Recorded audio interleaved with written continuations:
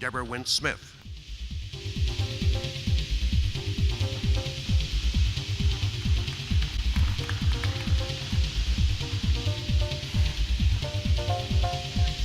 Good morning. We have an absolutely fabulous panel this morning to talk about all of these challenges and opportunities in building the smart, safe, sustainable, resilient city. And let me call out my fellow panelists. First, Alice Charles from the World Economic Forum. She's not quite ready. How about Ruth B. Clark? She's not ready either. Okay, so maybe I'll just sit down and talk to you a little bit until they're ready. How's that? So I thought I'd share with you that I'm a Bronze Age Mycenaean and Minoan archaeologist. And even though I'm the president and CEO of the U.S. Council on Competitiveness and the president of the Global Federation of Competitiveness Councils, I've spent a lot of my life and my avocation is really studying and understanding the whole continuum of human civilization.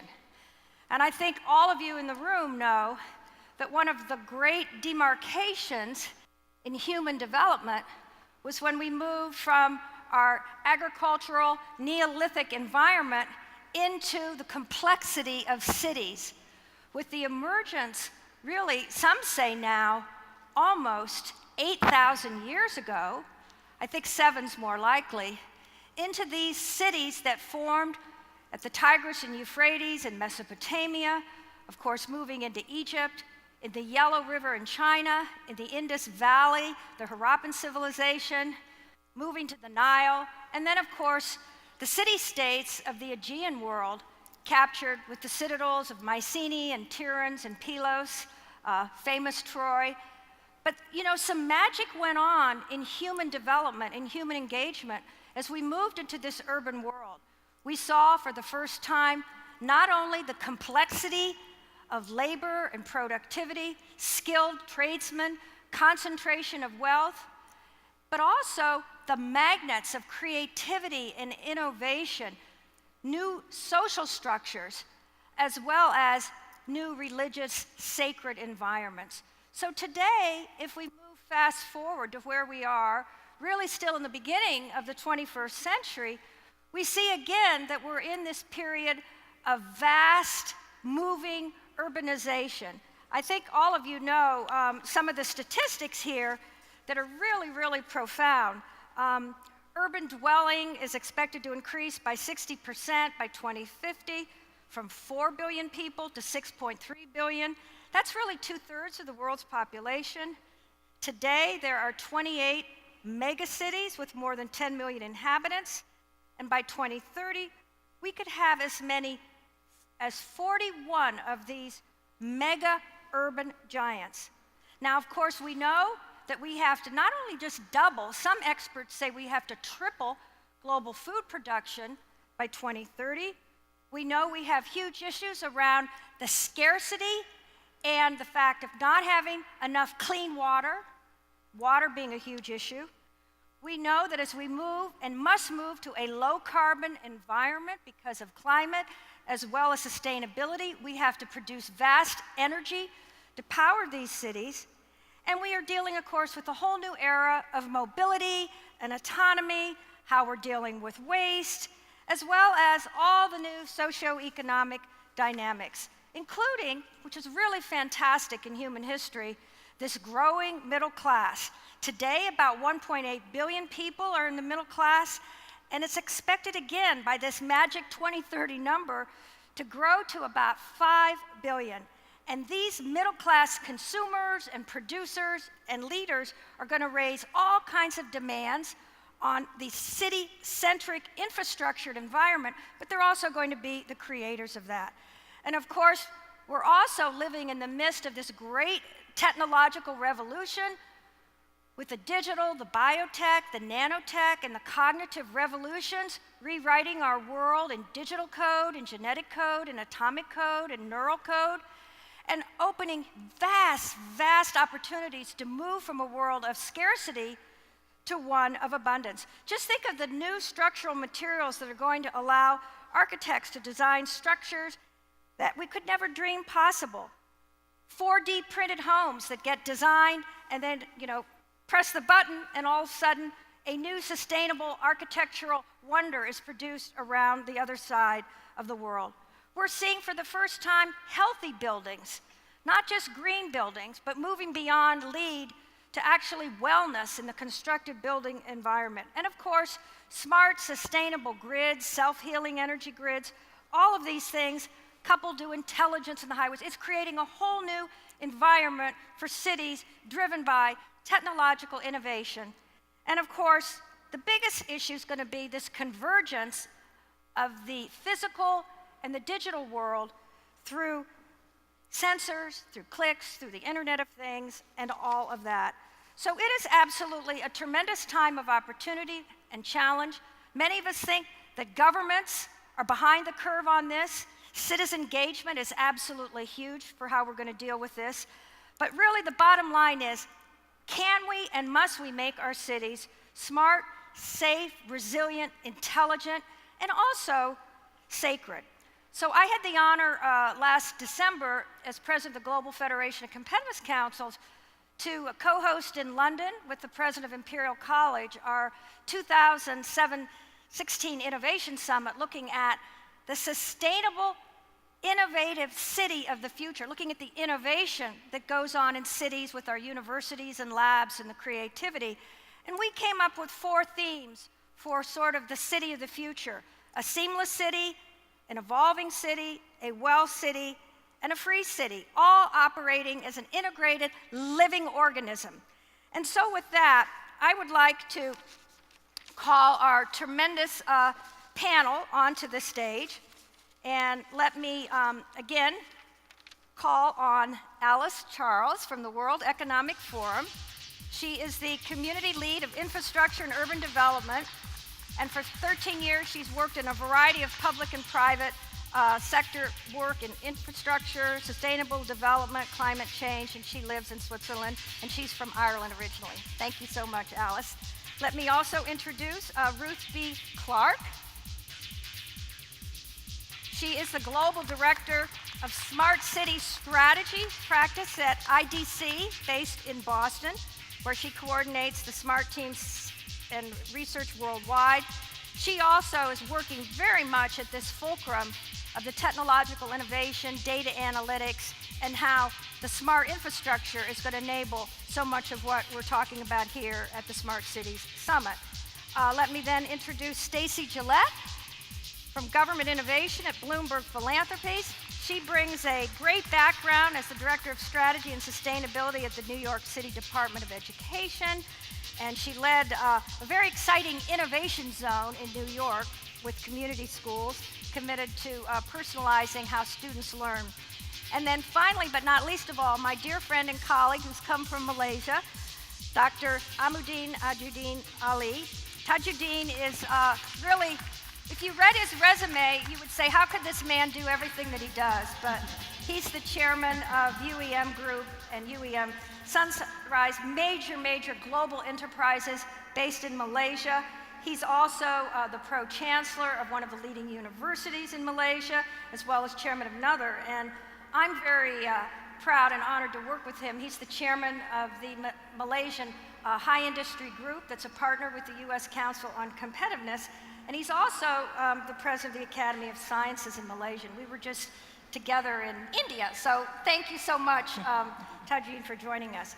So I thought what we would talk about first is to really look at some of the economic issues. And why is that? Because people have to work, and they want to work.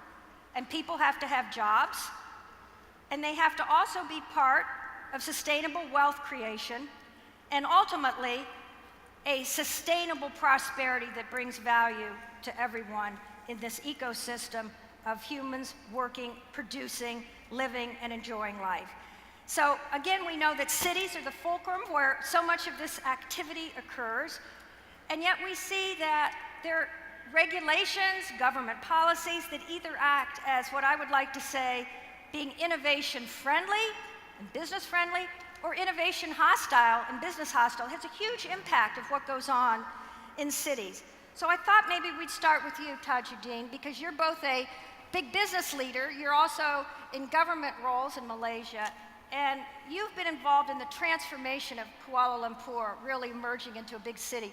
From your perspective, what needs to go on in a city to attract and retain high-value business activity that employs people? Well, Deborah, thank you. It's indeed a pleasure. Thank you for this invitation to speak at this conference. There's so much to be said about the transformation of cities, but from our perspective in Malaysia, I'll try this morning to say something that makes sense and relevance to many of you, because you may think that New York and the US is the center of the world, but from our perspective, Asia and ASEAN is the center of the world, and you're out there, And but being a small economy, some of you may not even realize where our part of the world is, but it is thriving. But there are just like everywhere in the world, there's a whole mix. Big cities, small cities, rich cities, poor cities, overcrowded cities, and new cities, and so on. So fortunately for Malaysia, for Kuala Lumpur especially, we are not that big as compared to Jakarta or Bangkok or even Manila in our part of the world, but we are big enough. We are not that old. The center part of Kuala Lumpur is reasonably small, but we have grown in the last, I would say 30, 40 years to become quite a big metropolis. So we are able to plan and maybe even use the latecomers' advantage, not to do the mistakes. And we don't have serious legacies, as it were, of infrastructure that's already there. We are building new infrastructure. The LRT, the MRT, and our highways that into the cities, together with new technologies like intelligent transport information systems and so on. So the latecomers' advantage has got this going, as it were. And Malaysia, Kuala Lumpur especially, and we are building new cities, of which I'm involved in a way because it's done by the company that I'm chairman. Is the difference between developing brownfield, in other words, regenerating old cities, to building totally new cities. But in doing all this, it is about, at the end of the day, attracting businesses to come and invest. In our case, we will be attracting direct foreign investments to come to Malaysia. So what would these companies be looking for? They'll be looking for places that will offer all the best in terms of technologies, availability, infrastructure, cities that is clean, that there is, the level of security is good, cities that the cost of doing business is brought down, and regulations are, well, I would say, reduced to the minimum in terms of bureaucracies, how fast you can set up a company, and so on. So all these, the newer cities, especially in the newer nations, have got the advantage of learning from the latest, as it were, and putting in place. So my company, as I said, we are developing a new city. It's like what Pudong is to Shanghai, or what Shenzhen is to Hong Kong, and the city that we are building is called Iskandar Putri now. It is what those we are to Singapore. It is just across the water from Singapore, and we are building, putting in all the elements of the smart cities in order to be able to attract large corporations to invest and to want to come to locate in Malaysia in this case. Thank you. Thank you. And of course, Malaysia has been named as one of the mighty 5 emerging countries in next generation manufacturing. So we'll come back to some of the issues around the future production. Alice, in your role as an urban planner and now with the World Economic Forum, you're seeing what's going on around the world. Could you share with us what you see as some of the really dynamic models for dealing with this kind of divide that exists in every city of the wealthy, the poor, the middle, and how to get a better integration so that all citizens living in a city have an opportunity for work and prosperity. You ask a very interesting question, particularly in the context of where most of the urbanization is actually happening in the world, of course, is in Asia and Africa, and that's often where you encounter some of the greatest levels of segregation in society. And I recall recently being in Mumbai, and I had a driver from the hotel, and he was explaining that it takes him 2.5 hours to get to work every day by moped, and he works a 12-hour shift, has to be at work half an hour before, and then he has to spend that 2.5 hours getting home and get up the next day. So I think in terms of those types of megacities, in terms of connecting the city and enabling people to have major opportunities, public transport is a major part of the mix, enabling people to get from A to B much quicker so they can avail of opportunities to work. And I think if you look at the example of Medellin, where it was one of the most crime-ridden cities in the world, in fact, in the 1990s, they managed to do a really good job of connecting communities and enabling people to avail of opportunities. So in that sense, by virtue of introducing the cable car system, it enabled a community which was underprivileged to get access to the wider city network and to avail of opportunities. So definitely public transport is a major part of it. I think also there's a big cultural factor. So you have to bear in mind that in certain cultures, they have different class systems. So you have to overcome that if you're actually going to integrate communities and make communities realize that all sections of society are required for a functioning society. So that's a big part of it. But also, of course, recognizing that slums actually exist is a big part of it. In Africa, 1 billion people in this world actually live in slums, and as we move towards 2050, unfortunately, that is going to actually get worse. So we need to find a way to even recognize that slums exist. If you look at the mapping, for example, for Nairobi, the largest slum is not actually shown on the map, it's shown as a national park. We need to recognize that people are there, and the very basic things in slums is giving people addresses, giving people identities so they can have bank accounts, they can avail of services, and they can get access to employment. So I think very simple technology and infrastructure connections can help to a degree, as well as education, to try and integrate societies. So please jump in. I was just going to make a comment listening to what you were saying, which really seems to have an underlying theme of access, and whether it's access to a device because services are being provided digitally, or access to connectivity, or access to transport. I think that's sort of an underlying theme around economic development. And I was just going to make the point back here. We actually have a very segregated transport system and highway infrastructure that has segregated our own cities from the 50s and 60s, where roads were really put in place that divided cities, and that we have to overcome that in the US as well as the fact that 1/5 of our population don't have access to the internet too. So I think it's a true global issue what you're saying around the access to jobs and services that we really need to think about when we're designing and upgrading our cities to smart cities. Let's just stay with this access theme a little bit and turn to you, Stacey, because in your work, you've done a tremendous job on bringing people in, accessing people to play a role in community engagement. Share with us a little bit about how that was done in New York and how you can project that out, as a model for others to look at and emulate. Sure. So at Bloomberg Philanthropies, we invest in 5 different program areas that are all aimed at helping to improve the greatest number of lives around the world. And in some of those areas, they're focused on particular issues. So for example, around public health or around the environment.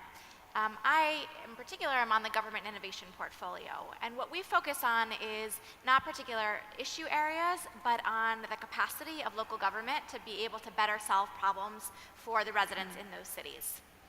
And we think that building that capacity is really important because problems change and evolve over time. And certainly the way that cities are going to grapple with those problems will differ based on their particular context or where they are in their development or all of these other things that we're speaking about.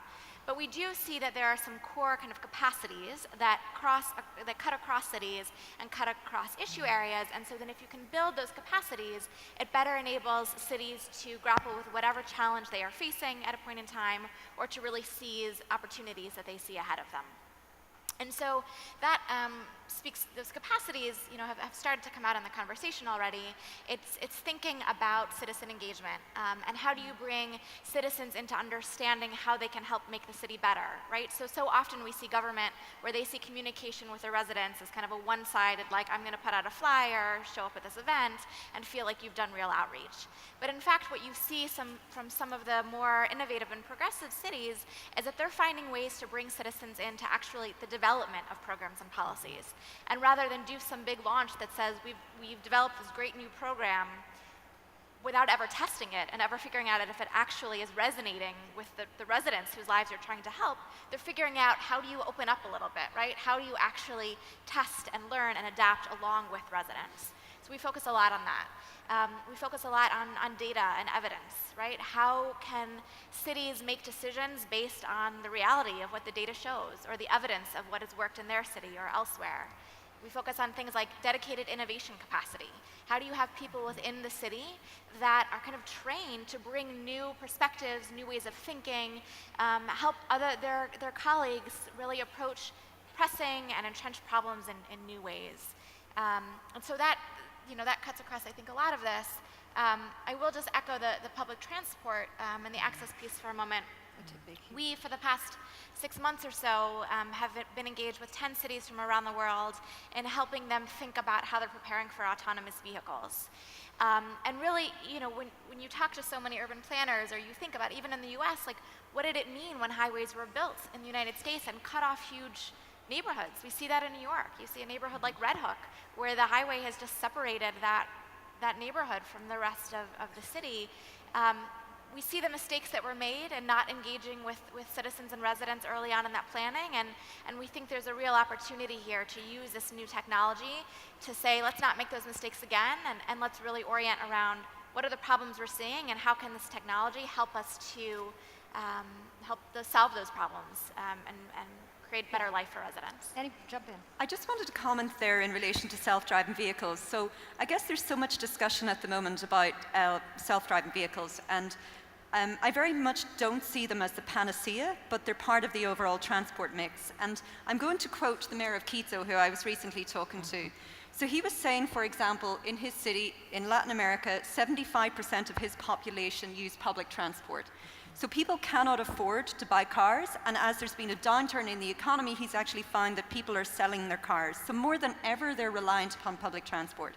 So in his city, what he needs is technology and innovation to actually focus on improving the way he delivers his public transport. So I think when we think about self-driving vehicles, let's not just think about the car. We need to think about the bus, we need to think about the train, and more effective ways of getting mass transit to work. So let's think a little bit on this transportation issue that is, really important all over the world, in every environment. Should cities, mayors be forging new public-private partnerships and actually create the 21st century infrastructure, just as we had roads in the 20th century that were a public good? And what would that look like? Because I agree, the self-driving autonomous car, many think is only going to be for a few people, and not everybody wants it. They'd just rather hop on something and get where they need to go. What could be some of the innovative models for that? Tajuddin. Well, Deborah, I'm, by my background, I'm a doer. Helping, in our case, our government, cities, to make cities more livable for the people. And so learning from the experience and other countries and other cities that have done things, maybe done things wrong and others have done right, we choose the one that is appropriate for us. So that's among the reasons why I'm here. For example, in Kuala Lumpur now, we try to solve some of the transportation problem by doing what we call transportation-oriented development, TODs, where new townships are built around stations of the new MRT and LRT system to provide better housing, but still those people can access to where they want to go to work in the city through the new public transport system that has been built. So it is finding those solutions to make it relevant, because at the end of the day, it's about making the cities more livable, that people want to live there. People have jobs, they need to work somewhere, but it doesn't take them hours to get from A to B, to get from home to work. So it's looking for these solutions. What more, especially in the older cities or areas where the infrastructure is already fixed, and you need to do some of this redevelopment in order to fit in, making use of the technologies that is available today. So, we're moving into the technology area now, and, we've talked a little bit about the data, and let's look at the issues around the conundrum between sensors and connectivity and data to illuminate what's going on in a city and how to improve its functioning and the quality of life versus individual freedoms and privacy. And how do we get the right balance for that? Because that's a huge issue. I want to start with you on that, Ruth.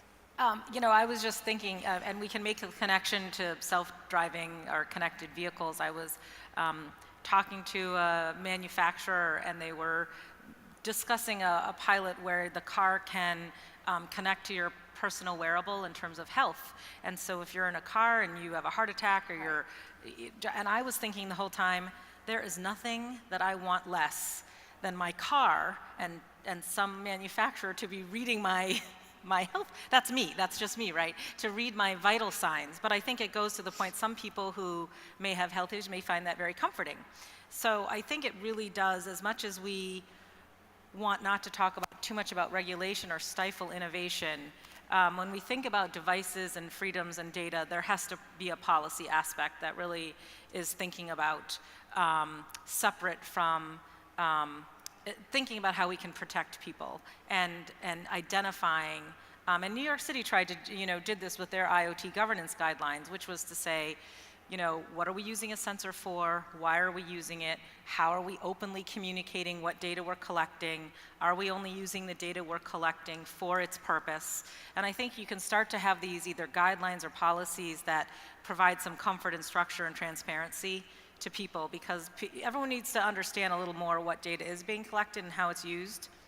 And right now, we really trade off a lot of convenience for data.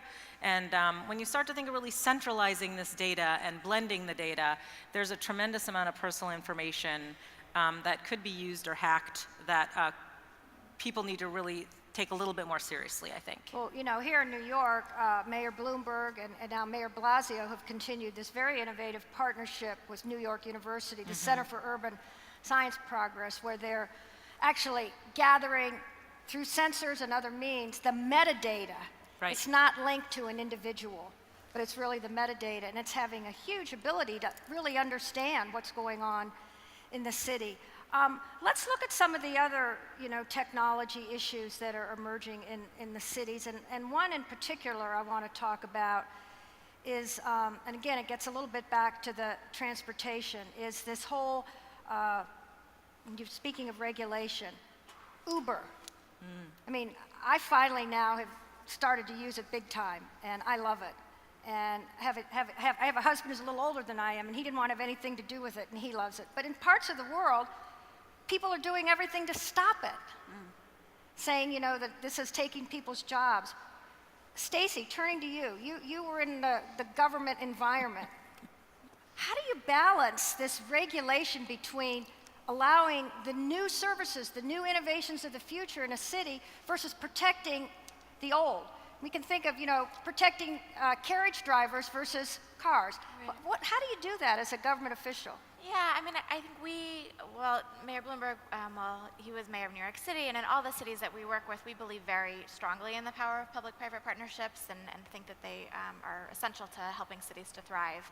I think where you run into a lot of challenges is that there isn't a productive conversation that happens between government and whoever the tech developer or the community is that's seeking change. And so you have a lot of cases, and I won't speak about Uber specifically, but a lot of cases where you have a technology that comes into a city. When I was at the Department of Education, you would have a technology company that would show up at a school and say to the principal or teacher, like, I've got this new tool or this new app, and it's going to solve all your problems.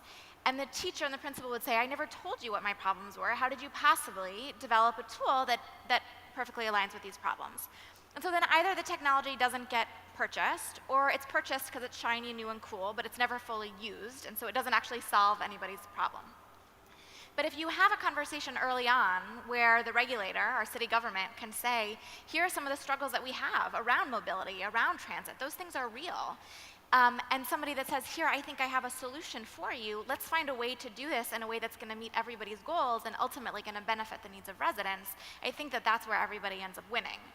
Where you end up in these gridlock is I did not mean the pun, but let's go with the pun, is when you're coming at it from assuming maybe that one side of the equation does not actually have the same goals for the residents, right? Like, everybody's trying to make everybody's lives better, but it's just a matter of how do you have that conversation early on and in a way that is kind of in good faith, that I think you can get to a good end. So really, this is about enabling the future and protecting the past, and where's the balance? I just wanted to make a comment in relation to the data piece first, and then I wanted to just jump in on the point, if that's okay, that was made by Stacey. So I think one of the things that we forget is that a lot of the world doesn't have data. Exactly. So, for example, I got an email recently from a city leader in Malawi in Africa. He has no data. So he said, how can I get data? How can I make decisions? So we have to remember, as I said earlier on, that most of the urbanization is in Asia, it's in Africa, and a lot of locations in both continents do have data, but a lot don't. So we recently worked on a project which is part of the World Economic Forum and the MIT Sensible Cities Lab, which was developing on a report that we produced called the Top 10 Urban Innovations, to look at how you could sort of generate data for locations around the world that doesn't have data. So we launched a project called 3pedia, and it's a very simple idea, which was building on a system they had in Melbourne, which was an innovation to adopt a tree through a social network. And essentially, in Melbourne, they realized their urban forestry was down, their temperature was increasing because of climate change, etc., and they needed to find a tool to address that. So planting trees made sense. But they put a technology angle on planting trees and got people to adopt trees and embrace trees, and it was very successful for them. So we took that idea and we looked at how could you create a technology platform that actually shows the location of trees in cities in different parts of the world. So we used existing data that was out there to demonstrate that there often is publicly available sources that can be easily used. So one is using Google Street View in phase 1.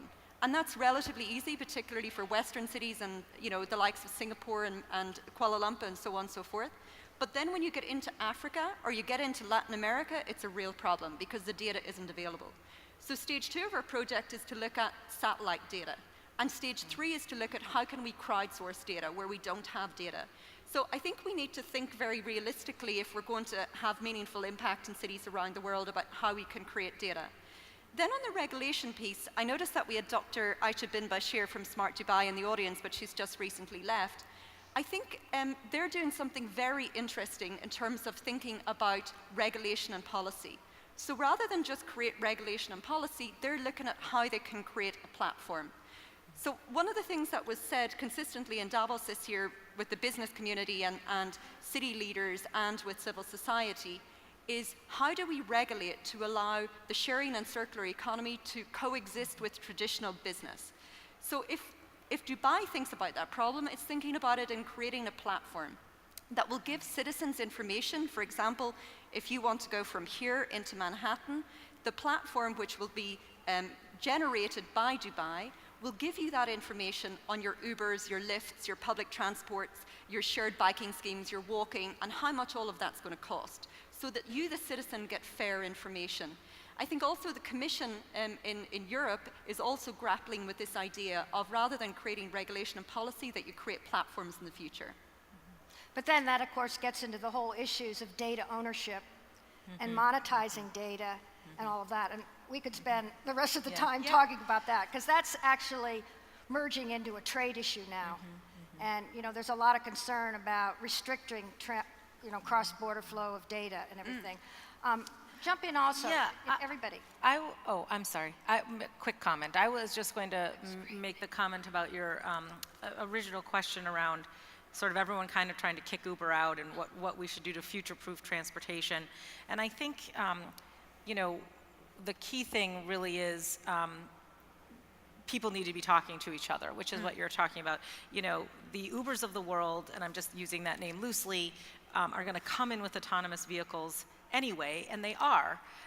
Is that the right way I think they should go about it? No, I think they should be bringing in the city leaders and doing a lot more legwork and really talking and working together more strongly and more early. But the cities also need to really start to upgrade and be prepared for that this is coming. And I would say that it's coming in the next 5 years, and everyone's talking 10 years and much out.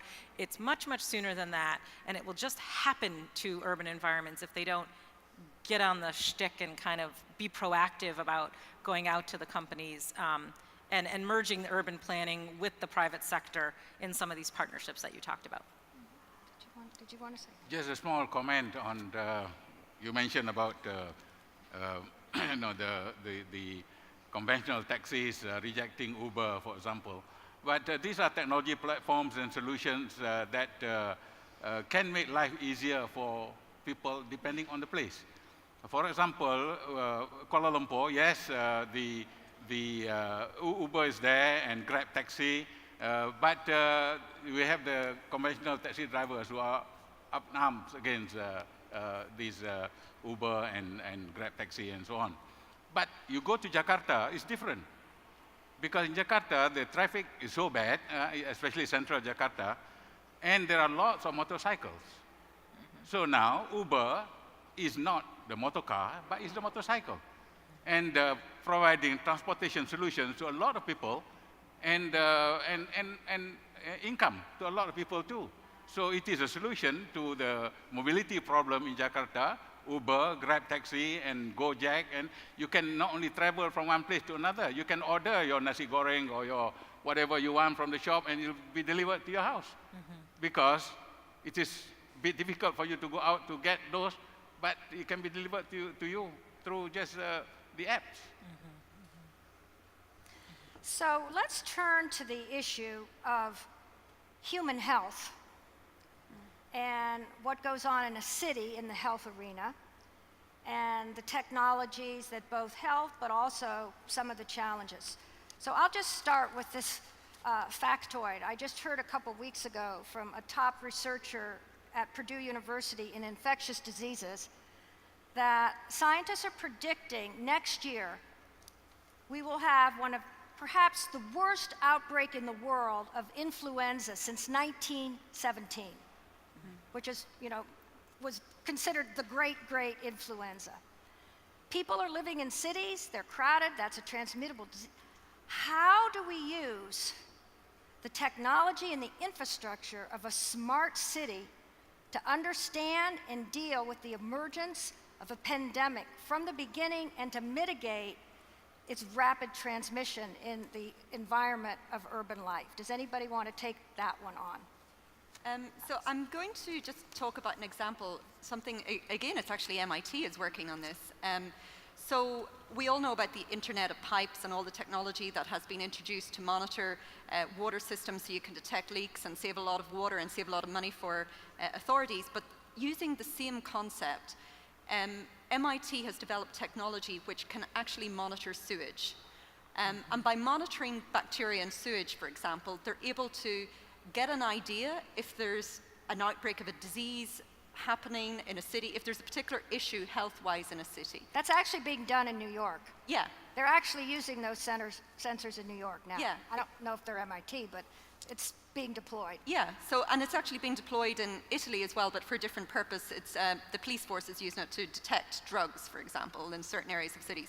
So that is one example of how you can deal with disease, but I'm also very taken by what Novo Nordisk is doing as part of their city's diabetes program in the likes of Houston and Mexico City and so on and so forth, where they're working with the city authorities to, first of all, identify the people, the types of people that are going to be susceptible to diabetes or heart disease, for example, and working out what are actually the contributors. And in Houston, a lot of their work has established, of course, people over 65 are more likely to get diabetes.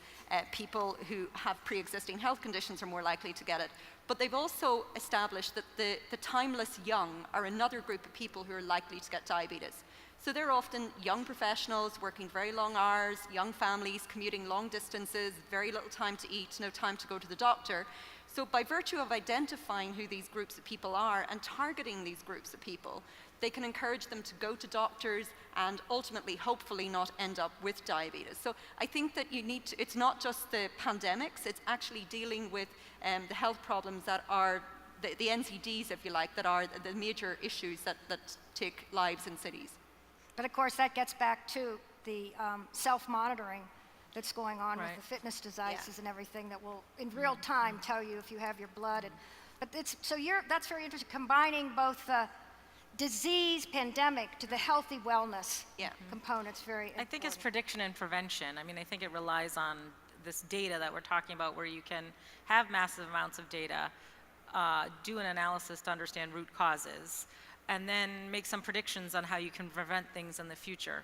So interestingly enough, you know, Chicago's big sort of IoT initiative and pilot, you know, was about monitoring rats and rodents in their alleyways, because there was a growth in rats, and rats spread a lot of diseases, and it's been identified as a root cause, and it wasn't very sexy, but you know, they saw a lot of value in being able to understand where there were big populations of rat infestations in the city that they could then go and address, and then, you know, reduce the spread of some of these diseases. So I think it rests on data and how you use the data. And I think using the data and analyzing the data is the tricky piece. We have a lot of data, and governments have a lot of data, and we have more and more data coming in, but using it effectively, getting the tools and the software and the analysis, writing the algorithms, I think there's a lot more investment and work to be done there. So let's add in the issue of migration. And I'll come back to you, Stacey. Too far forward. No, Let's bring in migration, because we're not too far from Ellis Island, where the great wave of migration occurred into the United States in the 19th and 20th century. And some of you will remember the pictures. There's a doctor, there'd be 2 lines, and you'd get a quick exam. You come, you go back. Now, of course, we're in another wave of migration coming in to Europe and around the world. And we have issues around some diseases, even in the United States, that have not existed, that we thought were wiped out, that are now entering into the country. We also have people in cities and elsewhere who say they don't want their children vaccinated, but they want them to go to school. So should technology, how do these complex issues of new and emerging diseases, health and wellness, and people's individual privacy versus the rights of the group all come together in a city? And I'm going to turn to you first, Stacey, because you were in the government. What does the government do when you have people in a community say, I won't be vaccinated? I don't want to be examined. How do you deal with these issues in a city? Yeah, that's a great question that I am not an expert on. So I think it really, in a lot of ways, gets back to this question of how folks are using data and how you're using data to also assess risk and need and communicate with the public. And so, as Ruthbea said, that governments have no shortage of data. And so where we're focused is really not on what is the specific technology that you can use, because there are people that are expert at developing these technologies, and they're going to come into cities. And I think the real challenge for a city government is creating the kind of processes and the meetings and the structures that they're using to understand all of this information that they're getting in and use it in meaningful ways. So just 2 examples that kind of come up in a health context. one thing that we talk a lot about is how is a mayor and city leadership using data and a vision and goals to orient conversation and to bring different silos together. So I will completely botch a story, but I'll give you the highlights that my colleague used to talk about from his time in Washington, D.C., where he was sitting in this kind of STAT meeting, this performance management meeting, and there were commissioners there from a wide variety of departments that often don't work together. And the public health commissioner was saying, I'm looking at this data and I'm seeing this huge rise in sexually transmitted diseases. And everybody around him had kind of been like tuning out and like, health isn't my thing, I don't really need to worry about it. And the health commissioner starts saying, when we're seeing this uptick in our older adolescent and kind of young adults, like the 16 to 21 age group. And that kind of brought the attention of the parks commissioner, who said, what, actually that's my kids. Like, those are the kids that are coming to these parks and rec facilities in the afternoon, and I have them as a captive audience, and we can use that, and we can use their time and attention there to help address these issues that the health department is facing. And so whether that's around new diseases or whatever it might be, it's thinking about how do you orient people around what the challenges are that they're facing, and how do you bring all of these health is not a siloed issue. Nothing is a siloed issue. And so how do you use the data as really a driver to help bring awareness to what the issues are and come up with solutions. The other example I would just offer is we work with the Behavioral Insights team, which is a group that started in the UK and came to the US to work through a program of ours called What Works Cities. And they were working in New Orleans. In New Orleans, they had a program, I believe, through Medicaid that allowed a number of people to have access to free doctor's visits. But people weren't going to the doctor. And so what they did is run a number of really cheap, fast trials to say, how can we actually communicate with this population through text messages? Let's try out a few different messages and see what actually gets people to the doctor.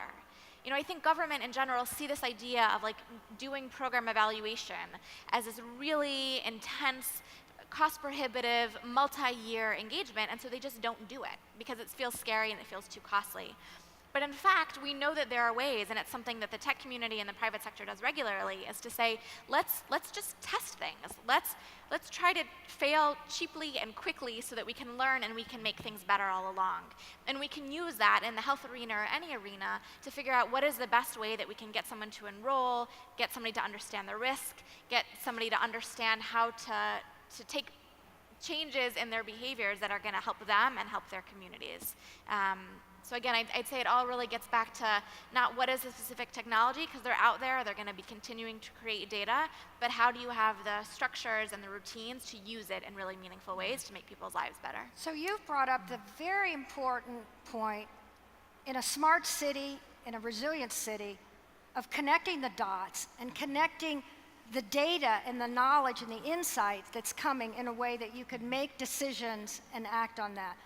Tajuddin, in Asia, in Malaysia, are you aware of any city that's really on the cutting edge of taking data and using it in real time to come in and do something to deal with a major challenge, either in health or security arena? Because this is going to be really the test of the future.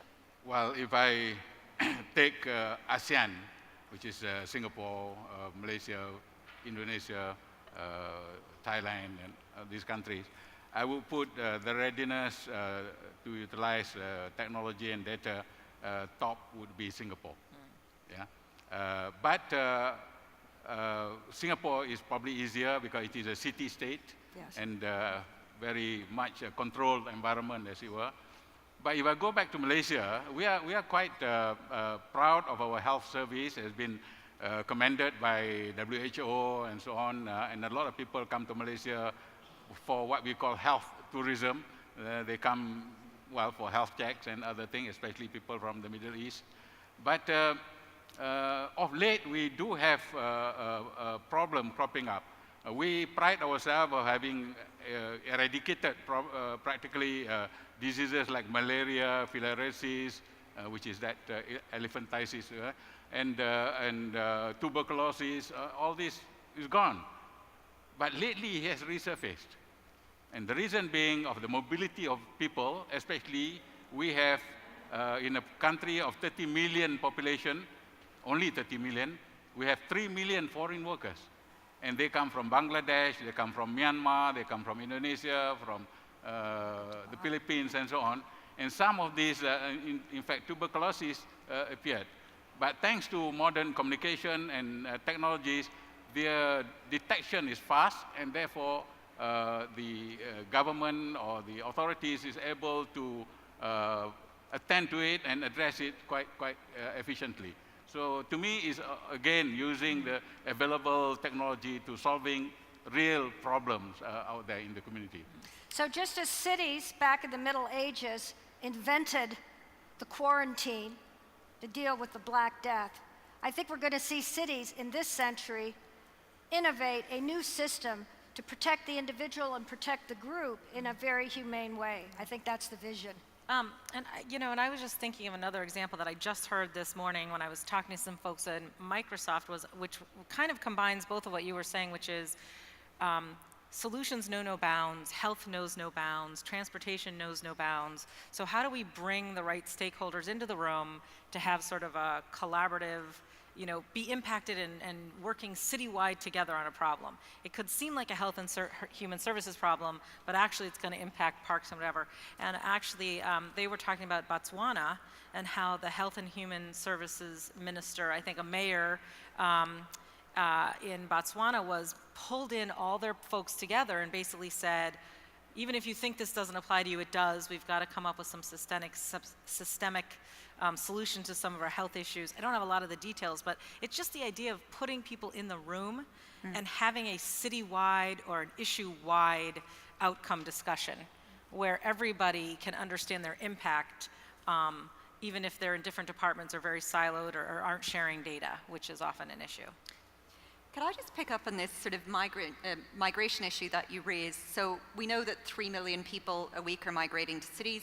I'm very conscious you're talking about Ellis Island. I had 3 grandparents that ended up in Ellis Island, migrated to New York in the 1920s and 30s, and there, they had to show their identification, they had a health check, and then ultimately they were released into the United States and met by somebody. So what happened then is very different in some ways to what's happening now.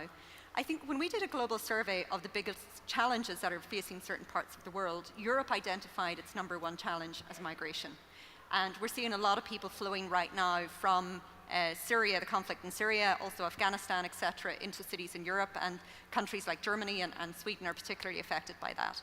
Health is obviously an issue, but there's so many other issues. And in Davos, we had the King of Belgium at one of our cities discussions who wanted to talk about this issue, because in Belgium, so many people migrated into cities in Belgium, but haven't integrated at all into society. And this then raises all kinds of issues that ultimately people will end up being deprived in those communities, unable to speak the language, not getting access to employment. And what he was finding was that a lot of people who ended up in prison or ultimately extremist terrorists were from those particular areas that weren't integrated into society. So in terms of migration, it presents all kinds of issues. There's immediate issues in terms of the health of the people that are arriving, the identity of the people that are arriving, but there's longer term issues in terms of providing housing for them, jobs for them, helping them to learn the language, etc., and integrate into society. So thank you so much, Alice. That takes us in the last little segment I want to have before we conclude. And one of the things, you all could think about this too. Our panelists, we talked about this before we came out, each one of them at the very end is going to mention a city that they would love to live in, but not in their own continent, and tell us why. But before we get to that, everybody in the world, when you think about it, is competing. I mean, talent is the new oil of the 21st century. People are competing on population, cities are competing on entertainment, culture, safety, innovation, all of these things that make people want to stay, build their families, come live in a city.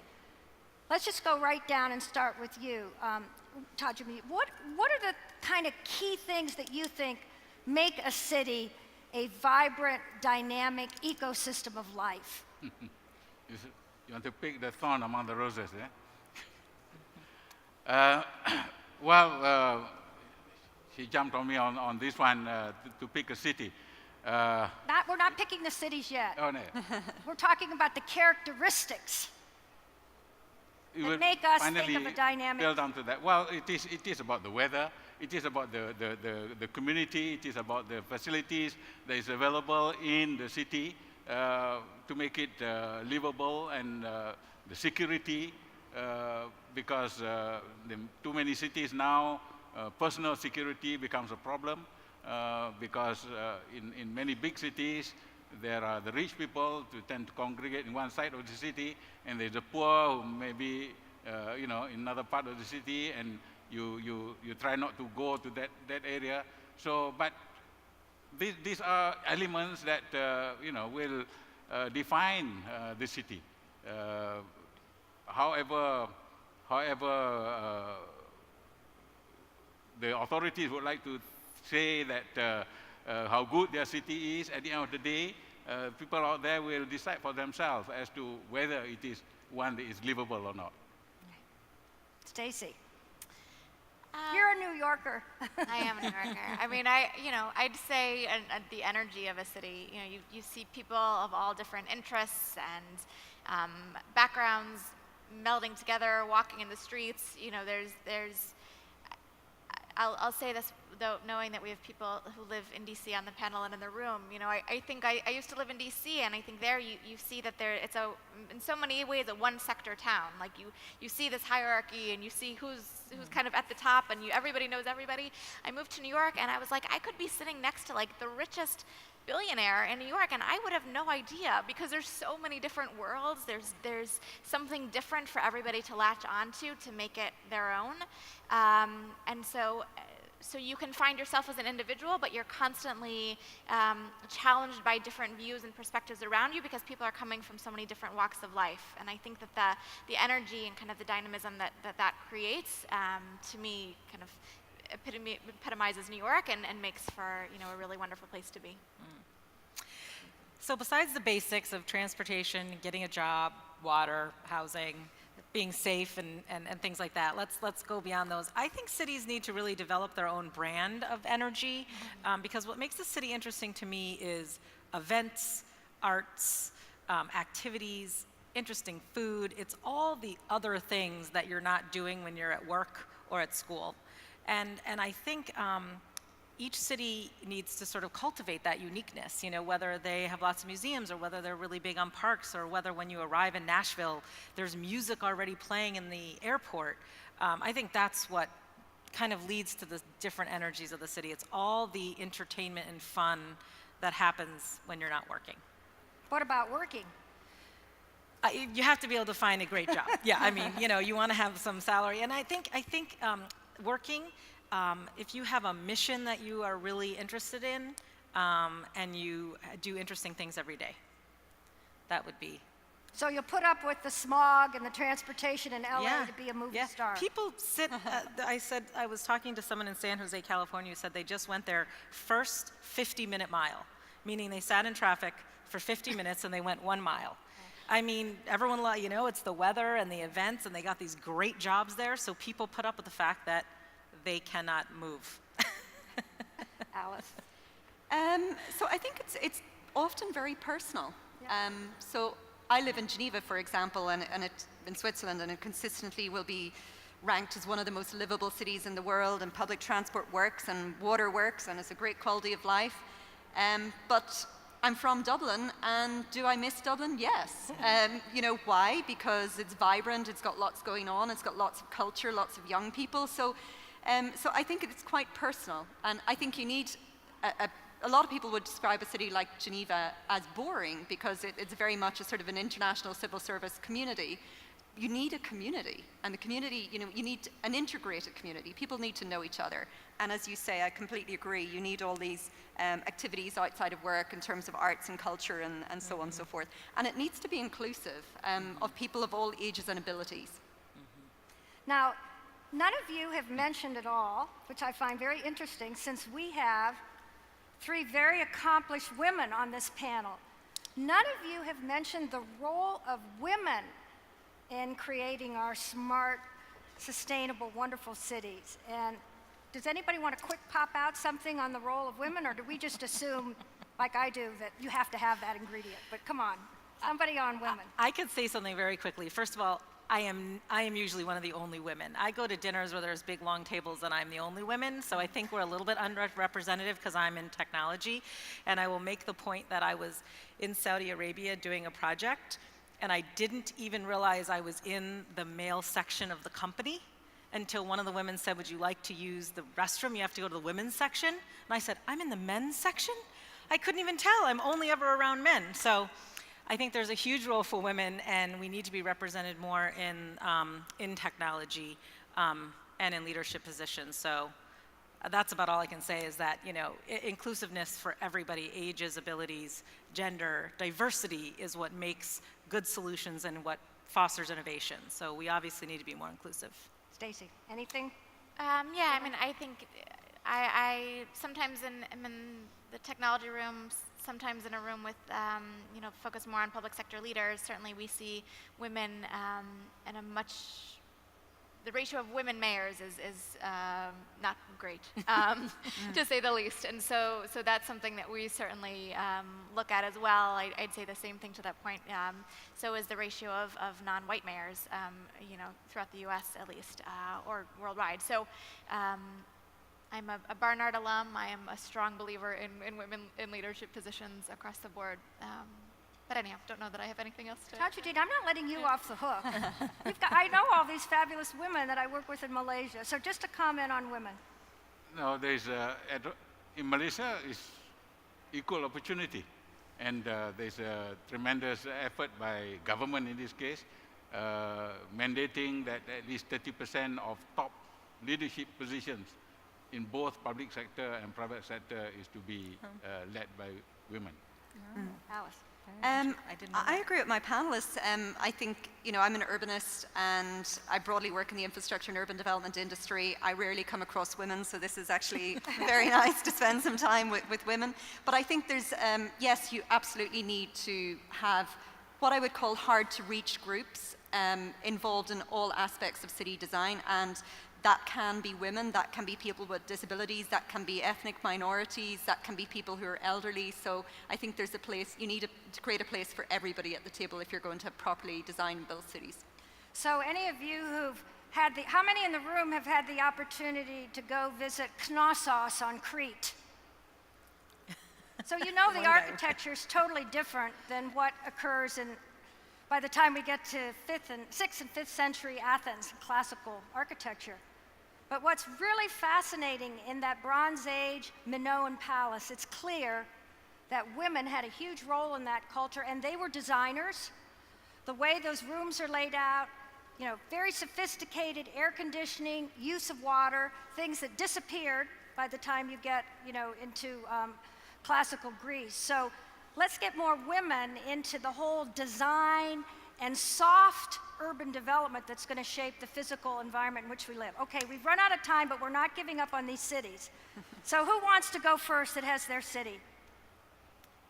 At the end. At the end? Okay. So I'm going to say Sao Paulo. And you'll all be surprised. Sao Paulo, you know, safety, whatever. No, Sao Paulo has some safety issues, but it is a wild, crazy, creative place.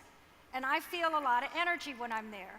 And the Brazilians, their culture, their personality, they make you want to be part of what's going on there. So for me, I'd spent some time down in Sao Paulo. And before I turn to the others, I want to also say a city, ultimately, going forward, this is a back to the future story. It has to be safe. Not 100%, because we don't have 100% surety in anything in life. Has to be safe. It has to be busy. People have to be doing things that are important and that people love. And it has to be sacred. And by that, I mean it has to have a soul. And you think of the cities you love around the world, they have a soul. Okay, Sao Paulo. So I love going to Japan. So I'm actually going to pick a city in Japan called Fukuoka. It's a city with 1.5 million people. It's regarded as the Silicon Valley of Japan, and it does amazing things in terms of innovation. One of their projects at the moment is their city hydrogen project, where the mayor is working with the universities and with Toyota, etc., to create hydrogen from municipal sewage and create a revenue for the city. And that's just one example. They're doing amazing things right across the city, and it's actually a growing city in a country that's aging, so it's very vibrant. And you'd be happy to live there for a while? I would be, yes, if I could learn Japanese. Okay. So I'm a little iffy on my pick, but I'm gonna go with it. I was thinking that I would definitely live in Copenhagen for a couple of years. Yeah, and one, it's been ranked the happiest city, and that seems great. And I'm all about the things that make me nervous in the U.S. are not issues in Copenhagen. Great healthcare, free university education. They have biking. They're super focused on sustainability and getting around. Plus, they have this really interesting data platform that they're trying to do to foster a data economy with the private and public sector putting data together in a big cloud platform. So I think they cover all the basics of, plus they like to sing and drink, and they're fun. So that's not as diverse maybe as I would hope for, but I think I could live there for a couple of years. Stacey. Fair enough. I'm going to go not too far from there and say Stockholm. For a number of reasons. I think from kind of the work that I do, it's a city that has been very innovative. They're a Mayor's Challenge winner, which is a competition that we ran. They're a leader around climate change worldwide. From a livability perspective, I think it's something like 2/3 of the city is land or water or parks. And it's quite easy to get around everywhere, so I think that's lovely. And I am, speaking of women-related things, a mom of 2 little kids, and I so envy the fact I think they have something like 500 days of paid leave that can be split between parents. They have subsidized childcare, all of these things that make having a very fulfilling career quite possible. Just like Canada. Have you said your city? I'm sorry? What city is it? I missed it. Oh, Stockholm. Stockholm? Stockholm. Yes. So we have 2 Nordics. Yes. You got to do 23andMe and see if you're descended from Vikings. Okay, Tajuddin. I choose Melbourne. I know you say it's a boring city, but Sydney's not boring. it is rated as one of the most livable cities. But I have a reason for saying that. Not a plug for my company. We are building the tallest structure in Melbourne coming up right now. Our company is building the Aurora Tower right on Melbourne Central. Sorry, you cannot buy because it's already all sold out. Yeah, we do have other developments, but I will not let you go away without plugging for Kuala Lumpur. And that's the reason why I'm here. Because in November, together with GCFC, the Global Federation of Competitive Council, we'll be hosting the council meeting there together with the conference. So I'm using this opportunity to invite all of you to Kuala Lumpur in November. End of November, Deborah will give the date exactly. Thank you. All right, thank you so much. Let me thank this fabulous panel. You were absolutely wonderful, and I think I lost my voice. They were wonderful. And remember, smart cities, sacred cities too. And I want to thank our chair for Smart Cities, Jerry Hutland, who's just a tremendous leader and a visionary. I don't know where he is, but he'll be with us in Kuala Lumpur. So thank you all very much for listening to us. And we look forward to Okay, thank you, ladies and gentlemen. We're going to resume in here promptly at 11. Thank you. Please be in your seats at 11.